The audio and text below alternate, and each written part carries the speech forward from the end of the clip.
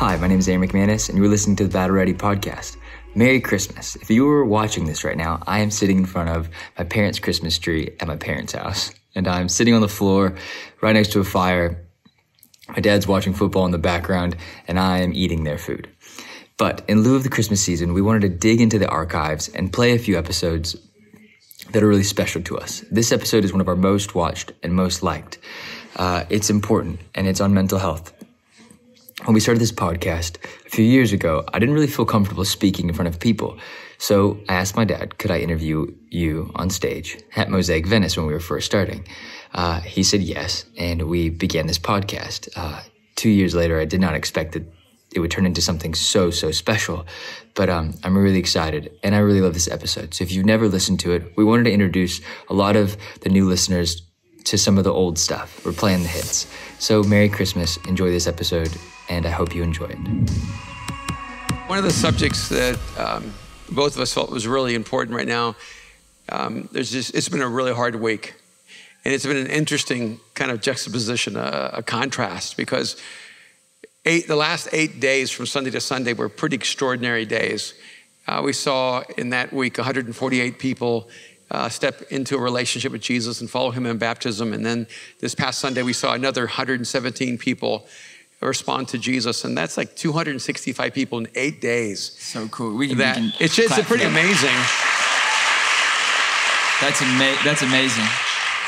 And I would like to side note that 9 of them were from Venice. That's awesome. Week. That's right. And but then I tracked it down because that number wasn't high enough to me. And we had about 13 or 14 that were baptized altogether, because 5 of them got baptized on Sunday. In Hollywood? In Hollywood. Okay. All right, we'll let you count them. All right, and so they're out here, okay, in Mosaic Venice in Santa Monica. And so we're gonna run this just like a 30-minute show. And then at the end, we'll have some closing thoughts. And you guys so I thought, hey, why don't we do it live at midweek here and dive into these subjects here?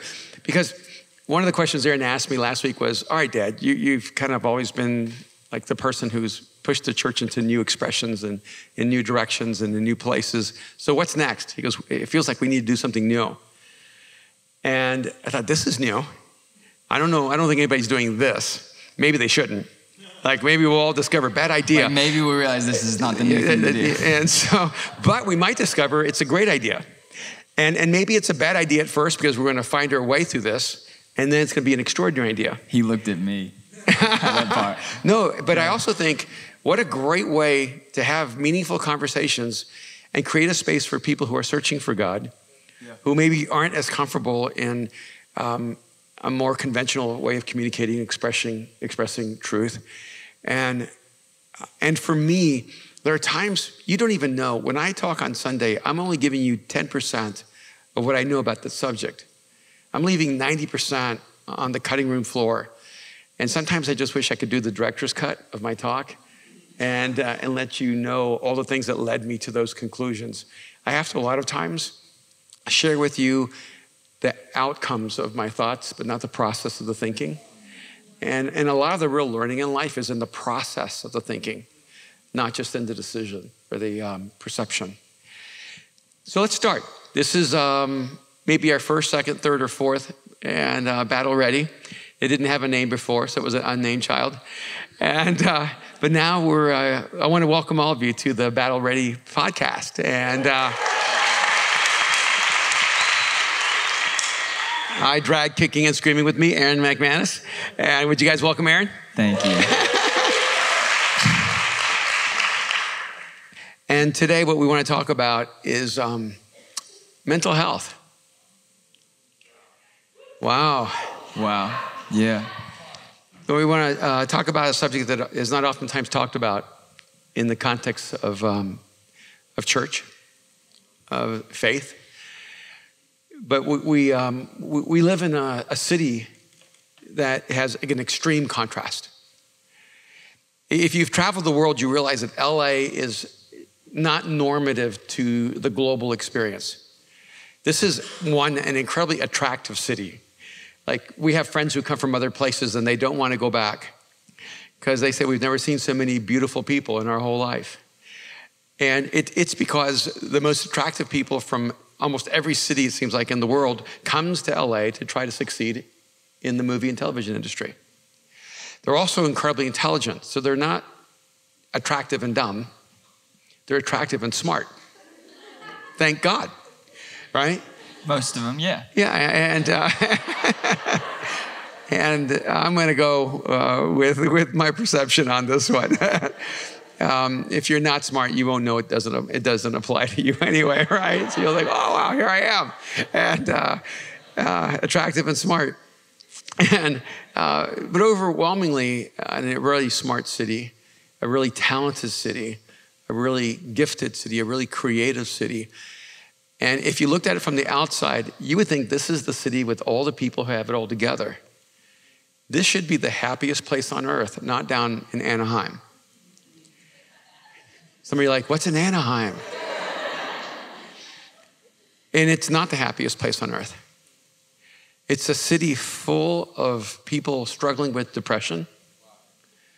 It's a city full of people who are struggling with an overwhelming sense of disconnection and loneliness. It's a city where people really suffer from anxiety. It's a city that is self-medicated because we don't know ourselves. And on the backdrop of 8 of the most amazing days for 265 people lean in and say yes to Jesus in some form or another, we wake up and one of the young guys in our community takes his life. And he was a part of us. He was here serving and setting up chairs, and everyone who knew him liked him, and everyone who knew him describes him as an incredibly beautiful and enjoyable and likable human being. And if you looked at his life from the outside, you'd say so much potential and so much talent and so much opportunity. But on one particular moment, he couldn't think of a good reason to stay alive one more day. And then another one of our friends just went off the deep end and had a mental breakdown. And one of the things I do notice that so oftentimes when people have mental breakdowns, it's the worst of them that takes over, not the best of them.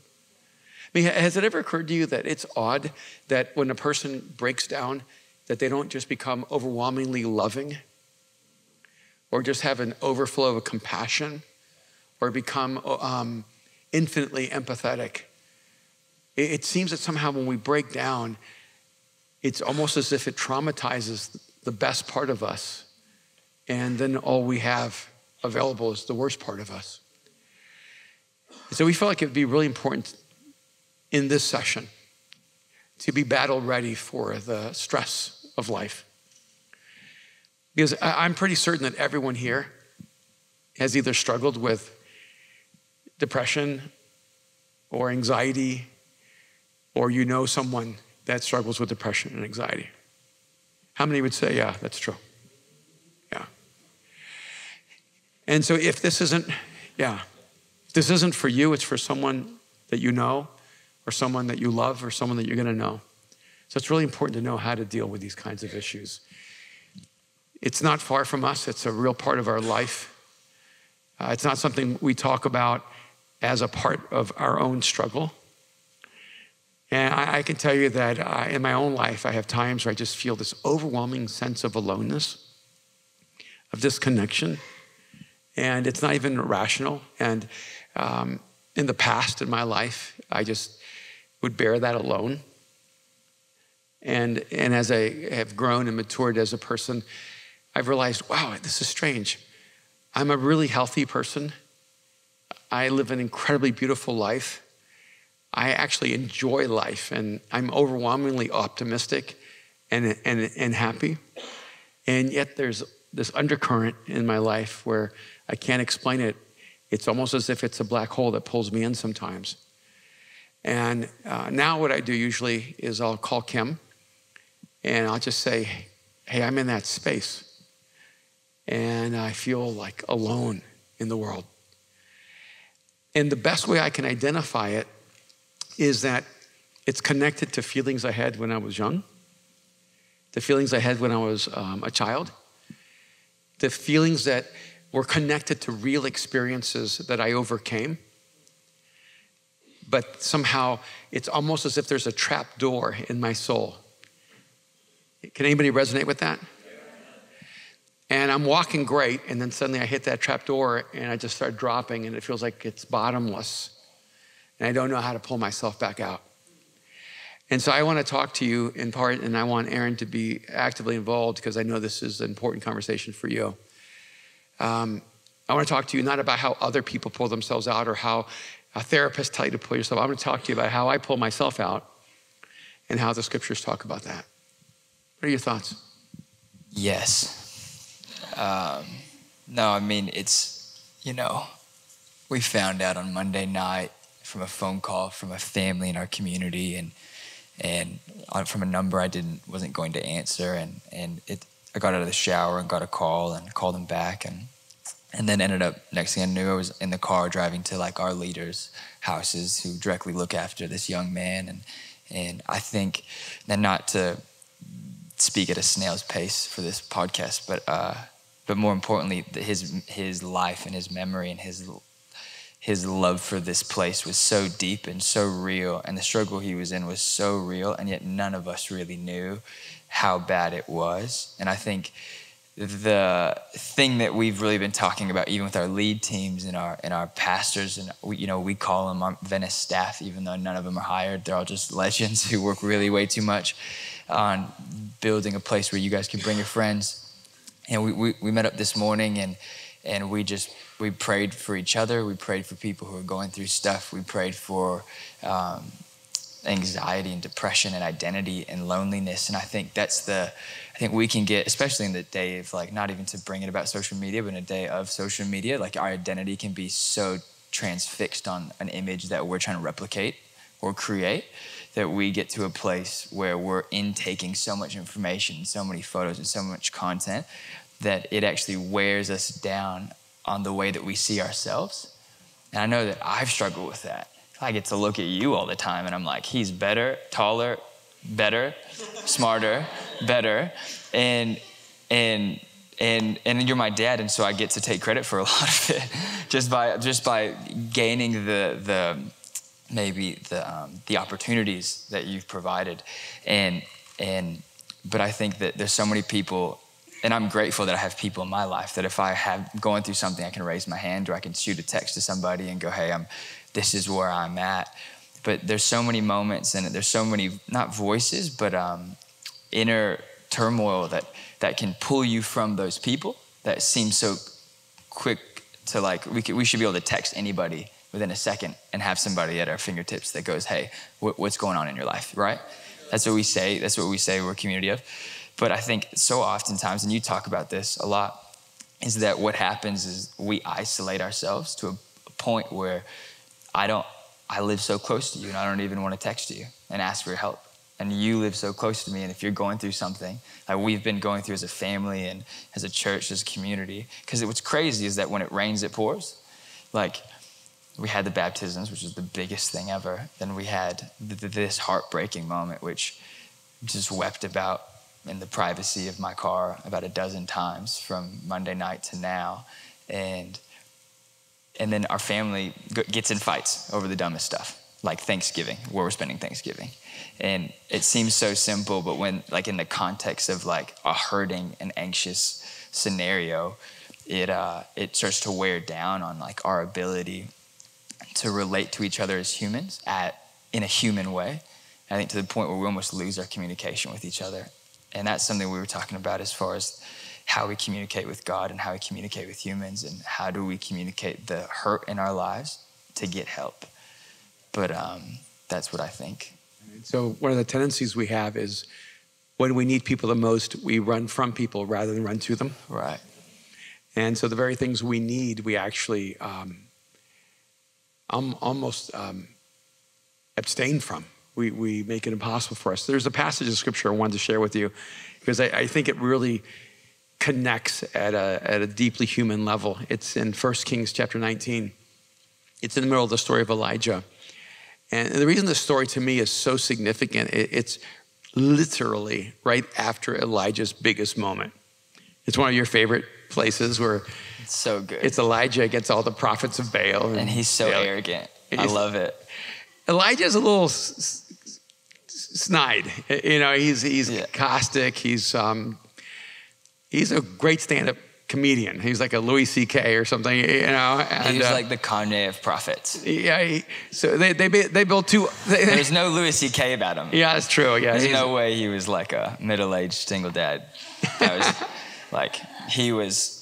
So basically, he says, let's build two altars. Let's build two altars, and you guys pray to your God. You got the Louis C.K. altar, I got the other. Okay, you build your altar, and you pray to your God, and you ask them all to bring fire down, and I'll build my altar, then I'll ask my God to bring fire down. And while they're doing their thing, and it's brutal. They're cutting themselves because they think that's what their God requires, and just mutilating themselves and really agonizing. And Elijah's like, whoa, where's your God? You know, maybe he's not available. He literally says, like, maybe he's indisposed.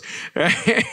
And you really want to explain what that means, don't you? Yeah, I do so badly. Go for it. And he's just mocking them, and then he just pray. Then he has them just flush the altar with water, just pour water, and then God sends fire from heaven, consumes both the altars. And you ever thought, if God did something like that in my life, I would never doubt again? Right? Because the problem in your life is that God just hasn't shown up big enough, right?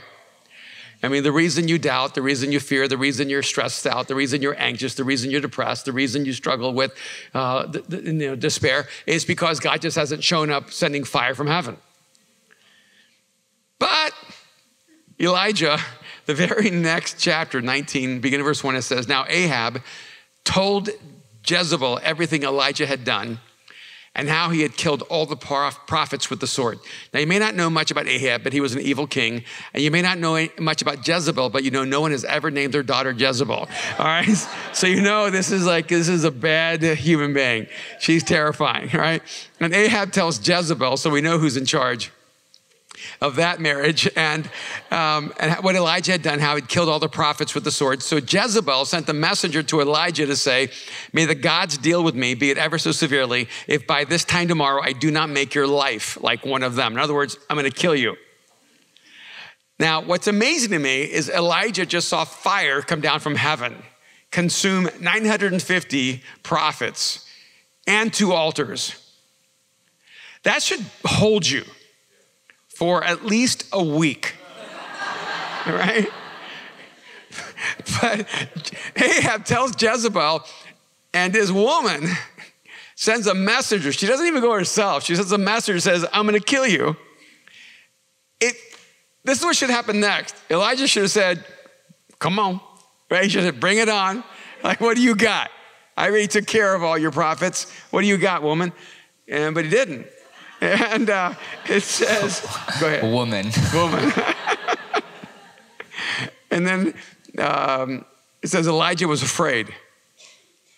That's the very next line. That's his response. And I felt really stressed out today. Can I just be straight up?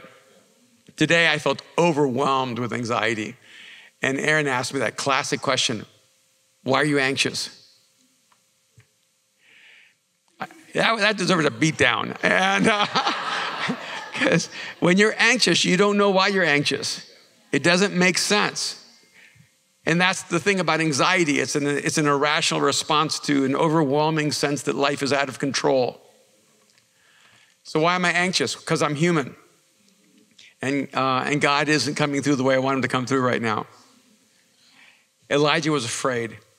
He felt life was out of control, and he ran for his life. So I'm really encouraged by this, because if Elijah can be terrified and run for his life after the best moment in his life, and God showed up for him, that lets you know that when you're having your worst moment, you may not be further from God than you think. You may be actually closer to God than you think, than you know. So here's the first practical thing I want to tell you. If you're struggling with mental illness, or if you're struggling with depression, if you're struggling with anxiety, if you're struggling with a sense of despair, it doesn't mean that you are not deeply connected to God. It just means you're human. And I think sometimes what ends up happening in the faith conversation is that you're struggling with this stuff. And then people tell you, if you were just right with God, you'd be okay. So on top of all the pain you're dealing with, now you're dealing with guilt and shame. And so if we don't go any further, what I want you to do right now is to release the guilt and the shame. Maybe you don't know how to deal with anxiety yet. Maybe you don't know how to deal with the depression yet. Maybe you don't know how to deal with this overwhelming sense of loneliness or insignificance, whatever you're going through.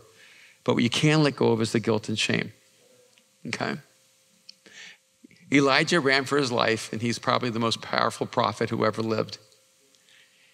He ran away because he was afraid, and he was afraid of what could happen that would never happen because life felt out of control. By the way, that's one of the reasons worship is so important. And I know in your own life and your journey back to Christ, worship has been really essential to who you are. You want me to follow what you just said? I'd like for you to keep going. The reason worship... I'm like on the edge of my seat. It's so good. Is so essential to the process of healing is it doesn't just align your priorities right, which is important. But what worship actually does is it creates a shift of responsibility. Are you with me? Because when you walk in and you're stressed out, when you walk in and you're depressed, when you walk in you're anxious, when you walk in you're overwhelmed by life, you've taken on responsibility for things that you do not have the power to carry. Okay? And so you're in this horizontal positioning. And if you're in a horizontal position, all the rain that comes pouring on your roof lays heavy and it collapses and goes into your house. But when you shift the roof and you go vertical, then all the rain just pours off to the sides and actually waters the fields around you and grows a harvest and bears fruit around your life. And so that's one of the reasons why you can't even explain why when you're worshiping, something actually is happening inside of you. You feel it, and you just wish it would last when you leave. And that's one of the reasons you have to shift worship from simply being singing to being living. Because when you're in here, you're worshiping through music, through song, and that's not supposed to be the end of worship. That's supposed to be the beginning of worship. When we sing and worship in here, it's supposed to teach you how to worship when you're not singing, because you would just look really weird singing at work. But your soul can be singing the whole time. Your soul can be worshiping the whole time. You can keep realigning your internal narrative to go, oh, that's right. This is bigger than me. It's not mine to bear. And so I need to give it to God.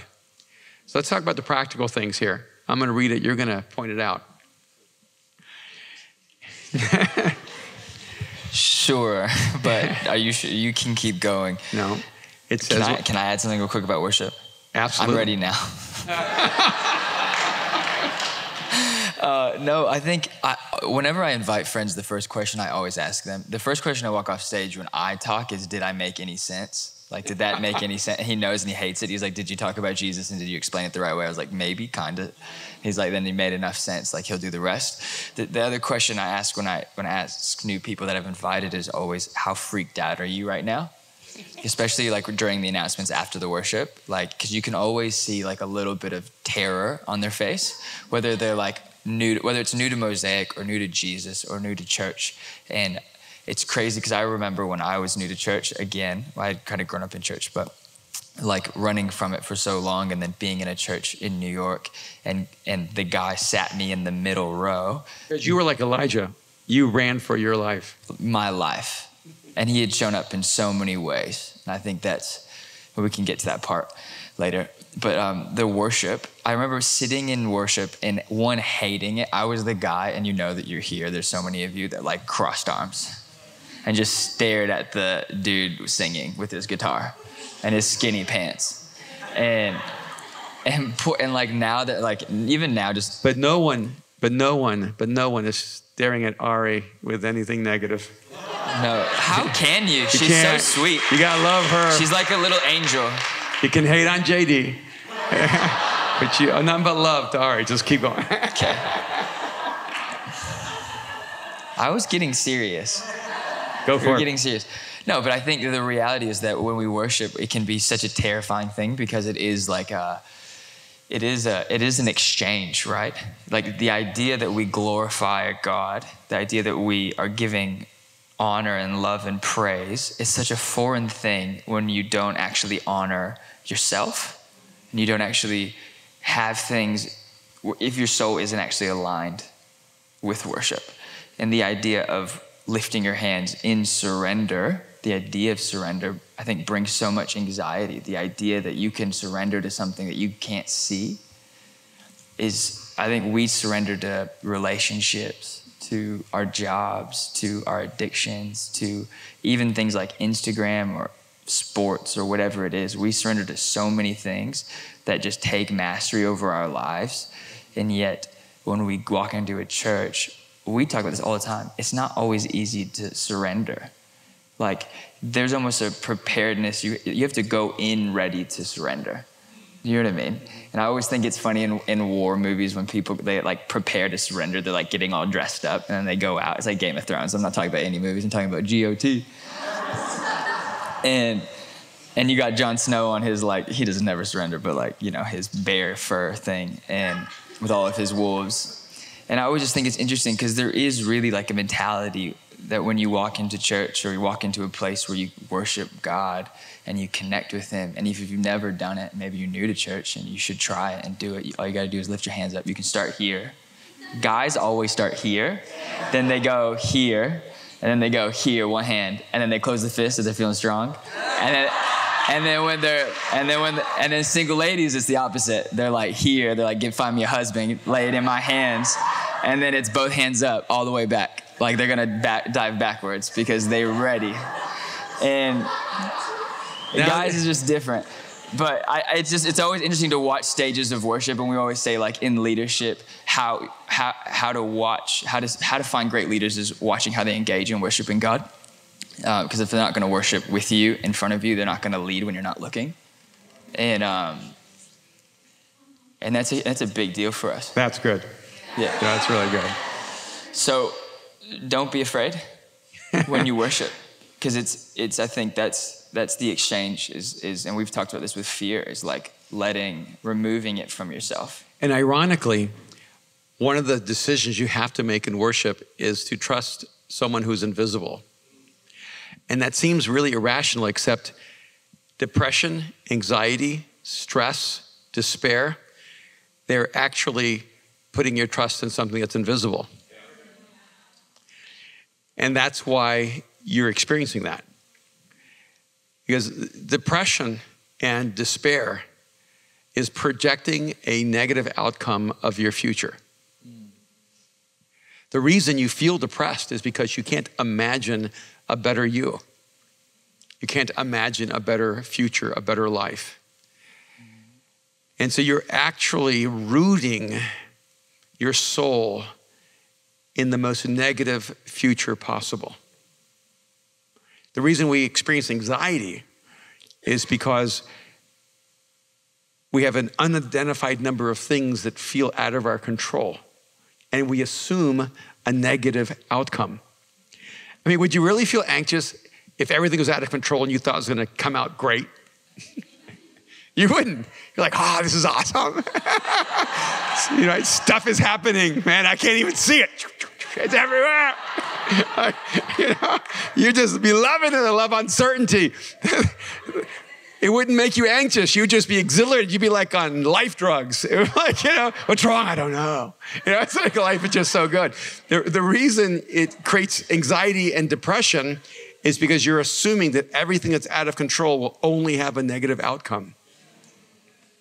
So when you realign your life to God, you've added a factor that does not allow a negative outcome to prevail. And so the pastor, should we get to the practical part? So he ran for his life. And he came to Beersheba in Judah. He left his servant there. And while he himself went on a day's journey into the wilderness, the imagery is beautiful. His soul is in a wilderness, so he runs into the wilderness. His soul's in a desert, so he's wandering a desert. He came to a broom bush, sat down under it, and prayed. Now, if we stop there, that would be a great thing, right? Except here's his prayer. He prayed that he might die. I've had enough, Lord. He said, take my life. I am no better than my ancestors. Then he laid down at the bush and fell asleep. And I hope you never have a moment in your life where you just feel like you can't take one more step.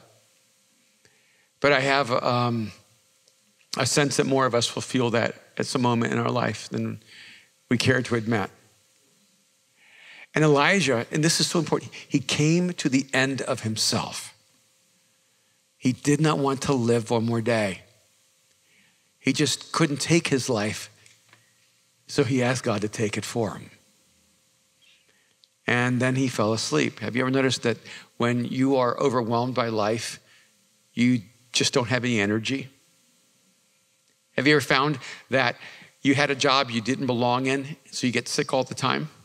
In fact, one of the ways I know that you're in the wrong job is if you get sick all the time. One of the ways I know that you're in the wrong job, in the wrong career, in the wrong place is that you have limited energy because your energy is getting less and less and less and less. And so if you find yourself not being able to sleep at night, not being able to get up in the morning, you need to pay attention. He fell asleep, and watch what God does. All at once, an angel touched him and said, you lousy, lazy, unbelieving, faithless prophet. Why in the world did God waste his time with you? That's not in there, so don't worry, okay? But you know where it is? It's in the subtle conversations in the church. No, what the angel says is get up and eat. He looked around, and there by his head there was some baked bread and hot coals and a jar of water, and he ate and drank, and then he went back to sleep. You ever been there? I'm just grabbing the donuts and I'm going back to bed. Right? You know? And the angel came back and said, I fed you. I gave you something to drink. What are you going to do? No. It says the angel came back a second time and touched him and said, get up and eat, for the journey is too much for you. So he got up and ate and drank, strengthened by that food. He traveled 40 days and 40 nights until he reached Oreb, the mountain of God. And there he went to a cave and spent the night there. When we were talking about this, Aaron, what stands out to you? Yeah, I mean, we were talking about this backstage of like the practicals of being able, of how to actually get yourself healthy. And this is something you've really kind of set in my life when I moved back from New York and I couldn't really sleep, and I was kind of insomniatic, kind of walking around Hollywood 2 or 3 in the morning, just listening to music, walking my dog, and just being crazy. And you said you need to sleep, and you need to get up on time, and you need to go do something and accomplish something. You need to eat food, you need to rest, and then you need to go surround yourself with people who are going to speak life into you. And I think there was a season of my life where the anxiety that kind of was pouring out of me was based on the fact that I wasn't following the system. I wasn't actually taking time for myself and actually letting the physical side of me heal so the spiritual side of me could flourish and actually thrive and build. And I think we so often want to get better without actually doing anything about it. And I think people, like even simplest things like going to therapy, it's like a scary word in church. You should have a healthy relationship. If you do go to therapy, you should have a healthy relationship with that. You should find someone who loves Jesus and can love you and build into you. I think that's okay. There's things in life that are beyond maybe what, not beyond, but in a different realm than what pastors will build into your life in a leadership way. And that's, I think, basic spirituality. And I think one thing with you is you've always encouraged educating myself, making sure that I'm always growing my mind, that the laziness of my mind would be the death of me. that when I'm actually not thriving, it's usually because I'm not learning, and I'm not diving, and I'm not building into my own mind, and that my spirit's unhealthy because my mind's unhealthy. And I think we pour Netflix into our brains, which I do too, so much. You do it. And then I do, I've been. Sorry, I was just like, hey, we do it. This is called self-disclosure. It's called self-disclosure? Yeah, that means you disclose over there. I'm dragging you down with me. If this ship's going down, it's going down all together. Right, I love Netflix. All right. Product placement. No, but I think the reality is that like we stay up till 2, 3, 4 in the morning, and then we wonder why we're exhausted the next day, and then we wonder why relationships are short because we're not actually having the energy to pour into them. And I think God created sleep that we could have it, that we could take it, we could rest in it, and then we could eat and be in community the next day. And so I think you've said this so many times, it's not rocket science. It's right here. Guy who accomplished big things gets his heart broken and his fear instilled because he's afraid, because he stopped trusting in the God that had just so previously acted for him. And I think we forget so quickly. This is the thing that I see, is that he would rather God take his life because he feels like that's more him in control than it would be for Jezebel to take his life, because he doesn't get to decide if she takes his life. And the last thing he wants to do is be just like everybody else and out of control. And I think that's our daily hurdle, is releasing things that are out of control and actually maintaining the things that are in it, and like our health and our sleep and our rest. And there's an irony here. She wants to kill him. He's afraid to die, so he asks God to kill him. So weird. And the reality is he didn't have the energy to face his next challenge. Wow. And what we need to realize is that you have to replenish your soul. You have to replenish yourself. That even when things are going well, you have to take time to take care of you. And I think it's such a tender story that the angel cooks bread over hot coals and has a jar of water for him. God wants to take care of his basic needs. And that's one of the things we really, and I think everything Aaron said, I just want to, just reiterate and make sure that if you're struggling, that you rest. Not the kind of rest that's restless. And because you can't really rest well if you're not living well. So make sure that you're giving yourself to things that matter when you're awake, so that you're exhausted when it's time to sleep. And then one of the things that just medically I learned was you need to make sure you get at least 1 hour of sunlight between 8 and 11 in the morning, if at all possible, because it actually sets your cycle for healing and mental health. And so I try to encourage you, get up in the morning from 7 to 11, try to get 45 minutes to an hour of sunlight, get outside, no sunglasses, no baseball cap, and just allow nature. God created you to need sunlight. Isn't that crazy? And without sunlight, you actually will become more depressed. You actually will begin to struggle with anxiety and despair. And make sure you eat well. Take time to eat well and eat healthy. And not for vanity's purposes, but for the health of your soul. And so take time to do that. Have you ever noticed that there ends up being so many eating disorders connected to a broken identity? Those things are not incidental. And you need to make sure that you take care of your physical aspect, but then you also need to make sure that you are moving toward a healthy identity. A part of the reason that we're so broken in the city is that we're so alone. We're so disconnected. You are not designed to do life alone. We need to remember that it was God who said, it's God who saw that it was not good for man to be alone. And so even Adam's perfect relationship with God was insufficient without a relationship with another human being. So you don't do it's just me and God. Don't do it's just me and Jesus, I don't do church. You know what's crazy? You can't really do Jesus without doing church, because Jesus does church. And because he created you for community. He created you for relationships.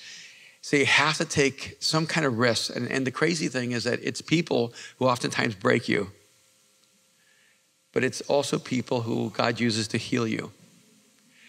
So you can't allow the past pain to close you off from your future healing. The friendships that you need are waiting for you as you decide to become a friend to others. I think one of Elijah's great problems is that he thought he was all alone. In fact, when he goes to the cave, he says to God, I am all alone. I am the only person who loves you. I'm the only one who's following you. I'm the only prophet on your side. And God says, no, you're not. I love that God says, no, you're not. The only reason you think you're the only one is because you're all alone. See, in some of you, you've convinced yourself that no one can understand your pain. No one can understand your problems. No one can understand what you're going through. And you know why you think that? It's because you're all alone. And God doesn't heal him completely in the cave. God sends him out of the cave to go pursue his purpose, to live out his intention, and to get with the people who are waiting for him the entire time. And I just want to encourage us as a community. And we need each other. Look, it's been so clear to me. I mean, I am the lead pastor of our community. I'm supposed to be like the spiritual voice of Mosaic, but I can tell you, I cannot do this alone. I don't just want community, I need community. And that I am acutely aware that even from an outcome perspective, I cannot achieve God's intention for my life by myself. Because if your dream can be accomplished by yourself, it's not the dream God has for you. It's so just good. Too small. Because if you're big enough for your dream, that's not God's dream for your life. If you're bigger enough for your life, it's the wrong life. Wow, hold up. My mind is like, beautiful mind moment for you. I'm just trying to hang on. Do you feel like, especially with, I feel like I talk to a lot of people who go, this is my journey, I'm here to LA. I feel like the story that we hear a lot in LA, and not so much on the West Side, but mostly, you know, and especially in Hollywood, is I came for a dream, I came for this, I'm on this path, I'm out for basically for me to succeed. How do we be tribal people that actually are connecting with a larger tribe to accomplish something that's greater than ourselves and build the church?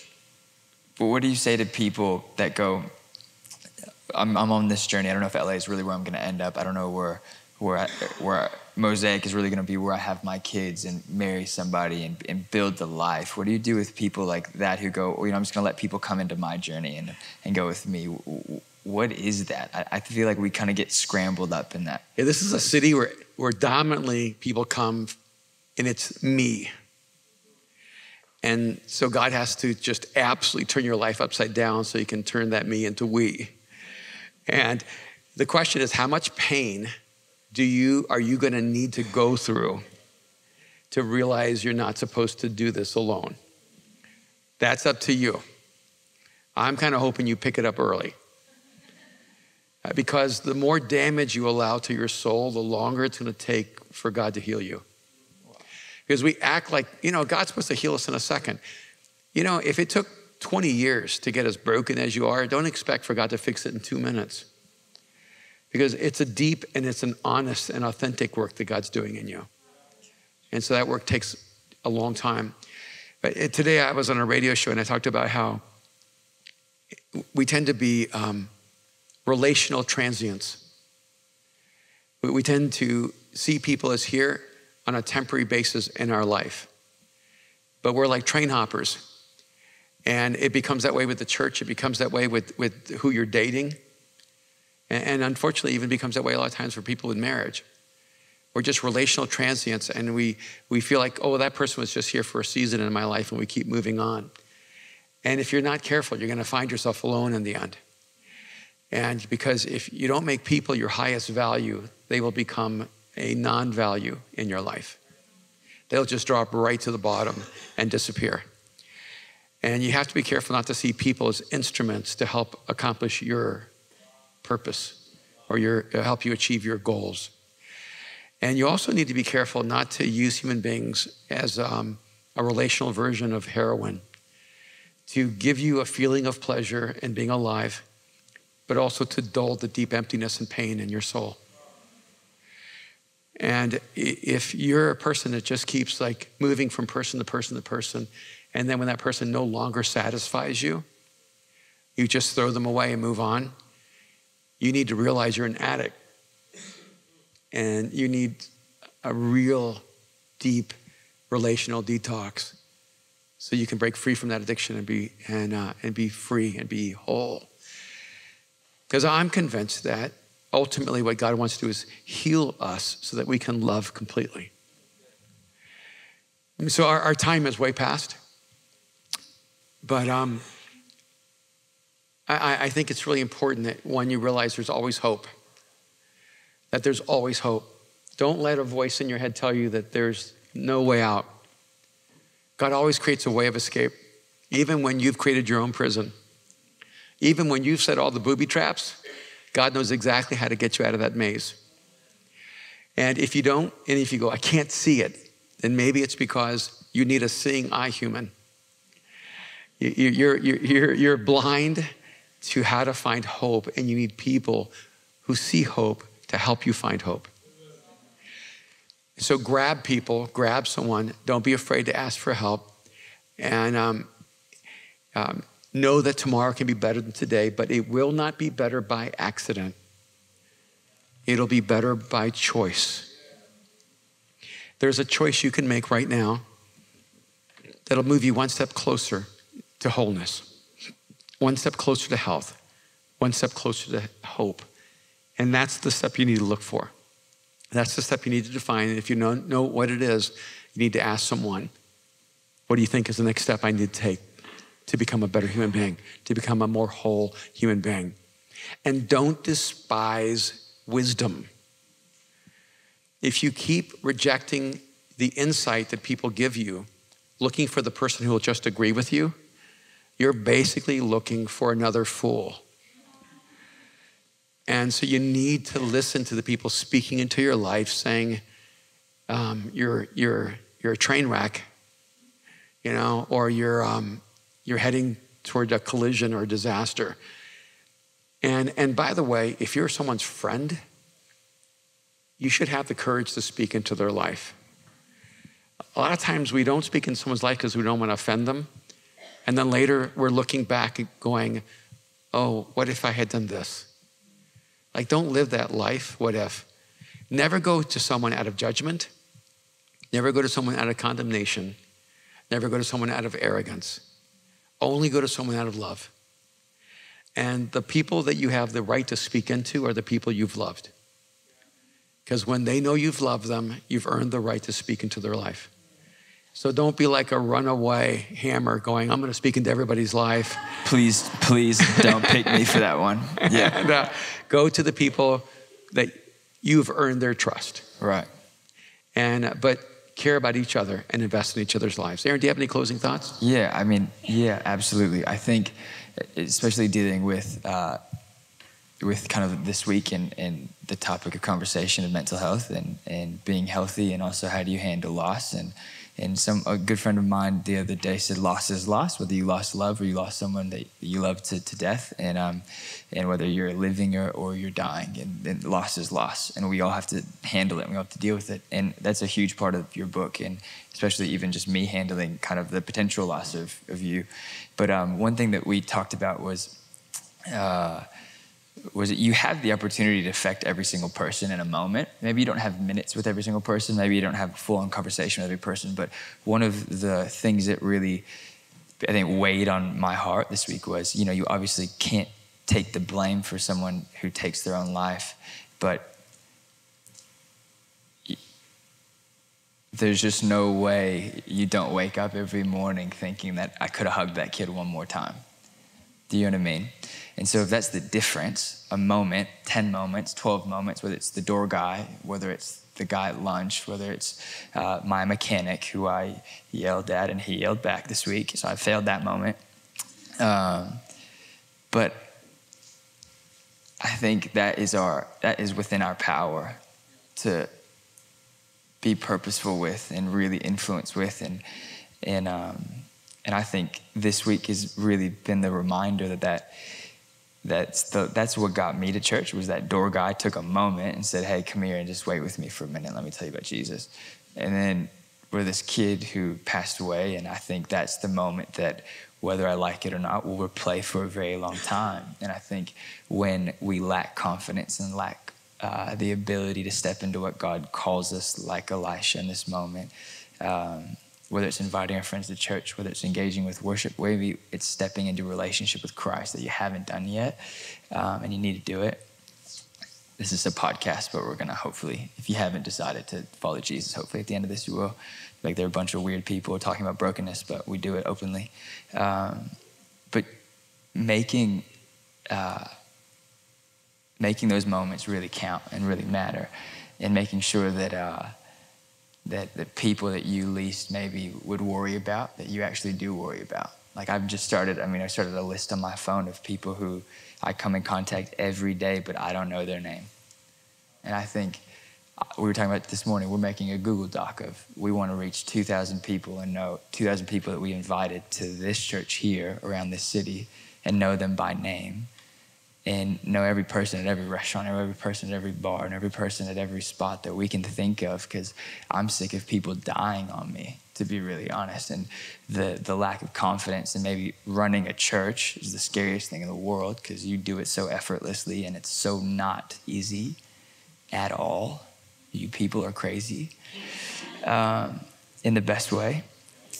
Not crazy, but just annoying crazy. But that this is really life or death. And I think we kind of joke around and go, hey, church is like, it's exhausting, or it's long, or sometimes they go too long, or sometimes Aaron preaches and he's really quiet and he makes a lot of jokes and he gets on tangents. Or maybe Joe preaches and he yells at us and everybody loves it and everybody comes to Jesus because he's good looking and stuff. But really this is life or death, And I think we forget about it. The person that is one conversation away from you inviting them to church could be life or death. Does that make sense? And I want you to feel it, and not in a guilting way, but maybe if you feel guilted, do it. Feel guilted. But I want you to hold that pressure, because I've got this kid on me now, and I will wake up thinking his name every day for the rest of my life. And I want you to figure out who those names are on your heart, in your world, in your life. Or maybe you're here because someone took the opportunity to invite you. And that's the real conversation we're going to have every day, is how to keep people alive and to keep people thriving and to keep people pushing towards the best future that they could possibly have. That's all I got. That's beautiful. Thank you so much. And ironically, Mariah called me and she's so mad at me right now. So that's a beautiful thing. God works. We're a real full family. circle. We're a real family. God works full circle. Maker of the heaven. We talked for an hour, and I hope you guys, this has been helpful to everyone who's here tonight. Yeah, did you enjoy tonight? Was it all right? Okay. I know that there's been no rhythm to how we do Mosaic Venice, and I think we're keeping you on your feet, on your toes a little bit. We don't want you to just come in here and know that this is how they do church. Like, we're going to do church how God calls us to do church each week differently, and we want you to walk in here prepared, willing to risk your relationships, whether I'm speaking, Joe's speaking, you're speaking, which it is an honor to be able to serve under you. You are a genius and a man of God and prophetic. And you have changed my life, and you've changed so many lives. We're going to keep that going. So we're closing this up, the Battle Ready podcast. And we said it's how often do we do it, Aaron? We do it every day except for the days we don't do it. And we're going to do this for a little while. We'll get it trimmed down to like 30 minutes. Today was an hour. An hour. And so we did 2 at one time. But I think this was a really important conversation.